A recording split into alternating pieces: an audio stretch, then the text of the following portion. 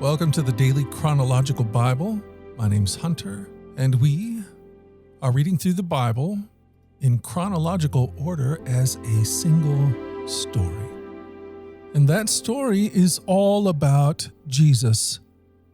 We will look at this whole book through the lens of Jesus. It is a revelation of Him, and He has revealed to us the heart of the Father. He has invited us all to participate with Him in the life that He shares with the Father and the Spirit. Today, we are in Leviticus chapters 9 through 11. We are reading through the New Living Translation. Leviticus 9. After the ordination ceremony on the 8th day, Moses called together Aaron and his sons and the elders of Israel. He said to Aaron, "Take a young bull for a sin offering and a ram for a burnt offering, both without defects, and present them to the Lord. Then tell the Israelites, take a male goat for a sin offering, and take a calf and a lamb, both a year old and without defects, for a burnt offering. Also take a bull and a ram for a peace offering, and flour moistened with olive oil for a grain offering. Present all these offerings to the Lord, because the Lord will appear to you today." So the people presented all these things at the entrance of the tabernacle, just as Moses had commanded. Then the whole community came forward and stood before the Lord. And Moses said, "This is what the Lord has commanded you to do, so that the glory of the Lord may appear to you." Then Moses said to Aaron, "Come to the altar and sacrifice your sin offering and your burnt offering to purify yourself and the people. Then present the offerings of the people to purify them, making them right with the Lord, just as He has commanded." So Aaron went to the altar and slaughtered the calf as a sin offering for himself. His sons brought him the blood, and he dipped his fingers in it and put it on the horns of the altar. He poured out the rest of the blood at the base of the altar. Then he burned on the altar the fat, the kidneys, and the long lobe of the liver with the sin offering, just as the Lord had commanded Moses. The meat and the hide, however, he burned outside the camp. Next, Aaron slaughtered the animal for the burnt offering. His sons brought him the blood, and he splattered it against all sides of the altar. Then they handed him each a piece of the burnt offering, including the head, and he burned them on the altar. Then he washed the internal organs and the legs and burned them on the altar along with the rest of the burnt offering. Next, Aaron presented the offerings of the people. He slaughtered the people's goat and presented it as an offering for their sin, just as he had done with the offering for his own sin. Then he presented the burnt offering and sacrificed it in the prescribed way. He also presented the grain offering, burning a handful of the flour mixture on the altar in addition to the regular burnt offering for the morning. Then Aaron slaughtered the bull and the ram for the people's peace offering. His sons brought him the blood, and he splattered it against all the sides of the altar. Then he took the fat of the bull and the ram, the fat of the broad tail, and from around the internal organs, along with the kidneys and the long lobe of the livers, he placed these fat portions on the top of the breast of these animals and burned them on the altar. Aaron then lifted up the breast and the right thigh as a special offering to the Lord, just as Moses had commanded. After that, Aaron raised his hands toward the people and blessed them.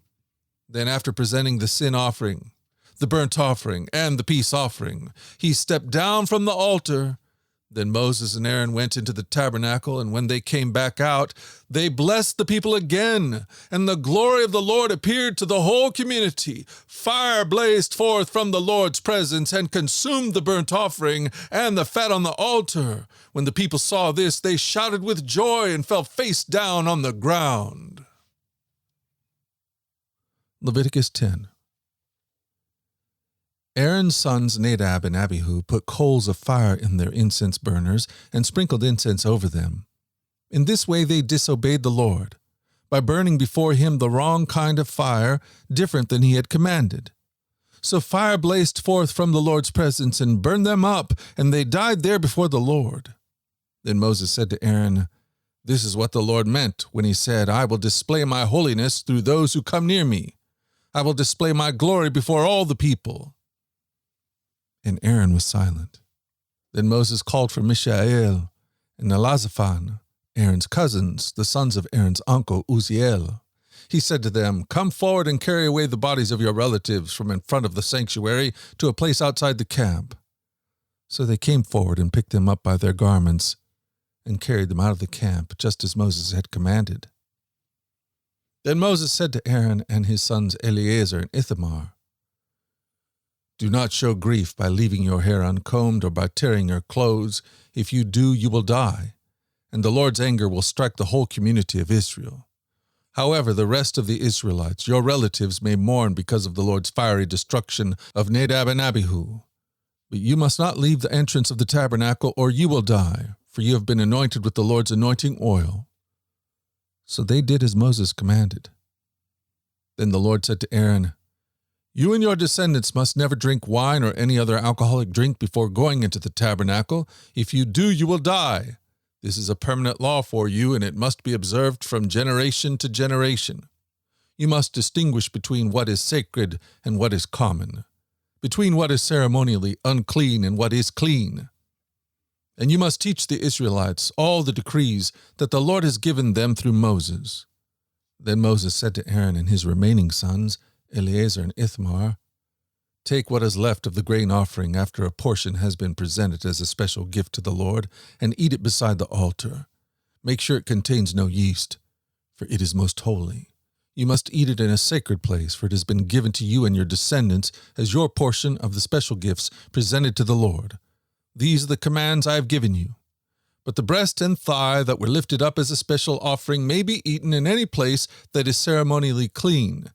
These parts have been given to you and your descendants as a portion of the peace offerings presented by the people of Israel. You must lift up the thigh and the breast as a special offering to the Lord, along with the fat of the special gifts. These parts will belong to you and your descendants as your permanent right, just as the Lord has commanded." Moses then asked them what had happened to the goat of the sin offering. When he discovered it had been burned up, he became very angry with Eleazar and Ithamar, Aaron's remaining sons. "Why didn't you eat the sin offering in the sacred area?" he demanded. "It is a holy offering. The Lord has given it to you to remove the guilt of the community and to purify the people, making them right with the Lord. Since the animal's blood was not brought into the holy place, you should have eaten the meat in the sacred area as I ordered you." Then Aaron answered Moses, "Today my sons presented both their sin offerings and their burnt offerings to the Lord, and yes, this tragedy has happened to me. If I had eaten the people's sin offering on such a tragic day as this, would the Lord have been pleased?" And when Moses heard this, he was satisfied. Leviticus chapter 11. Then the Lord said to Moses and Aaron, "Give the following instructions to the people of Israel.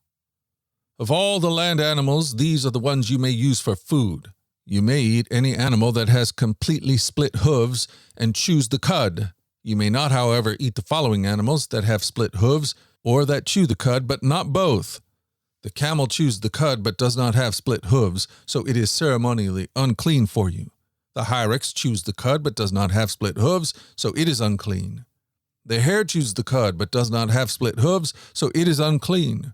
The pig has evenly split hooves, but does not chew the cud, so it is unclean. You may not eat the meat of these animals or even touch their carcasses. They are ceremonially unclean for you. Of all the marine animals, these are the ones you may use for food. You may eat anything from the water if it has both fins and scales, whether taken from salt water or from streams.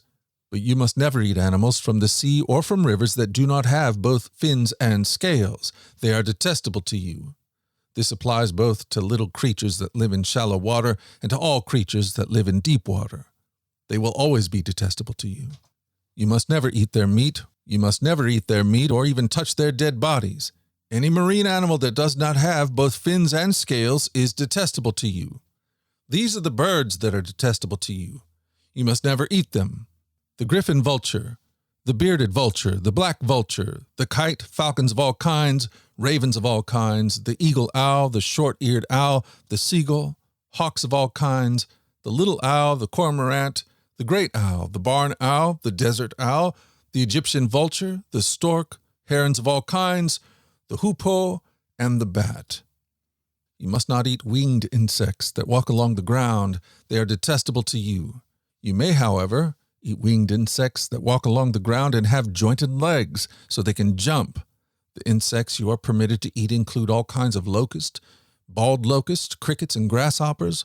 All other winged insects that walk along the ground are detestable to you. The following creatures will make you ceremonially unclean if you even touch their carcasses.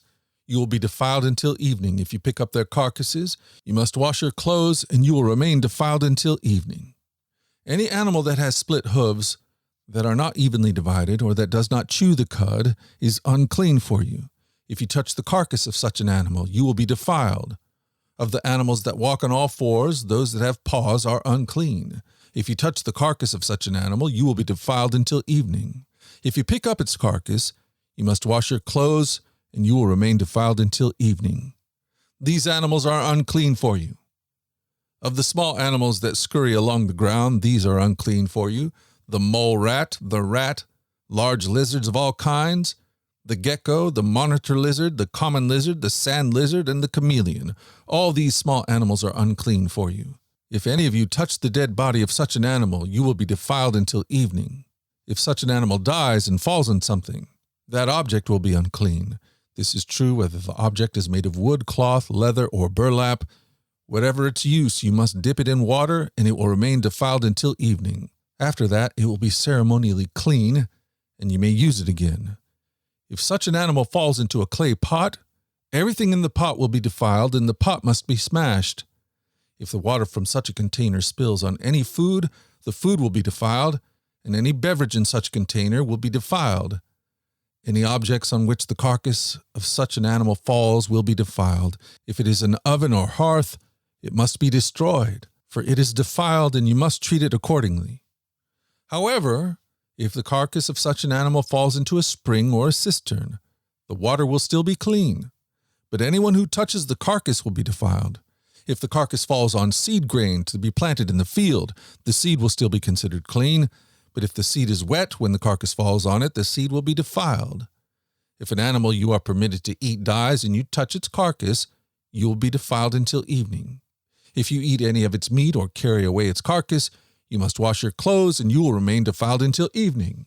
All small animals that scurry along the ground are detestable, and you must never eat them. This includes all animals that slither along their bellies, as well as those with 4 legs and those with many feet.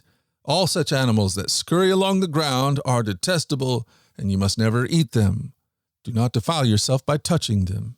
You must not make yourself ceremonially unclean because of them, for I am the Lord your God. You must consecrate yourself and be holy, because I am holy. So do not defile yourself with any of these small animals that scurry along the ground, for I, the Lord, am the one who brought you up from the land of Egypt, that I might be your God. Therefore you must be holy, because I am holy. These are the instructions regarding the land animals, birds, marine creatures, and animals that scurry along the ground. By these instructions you will know what is unclean and clean, and which animals may be eaten, and which may not be eaten.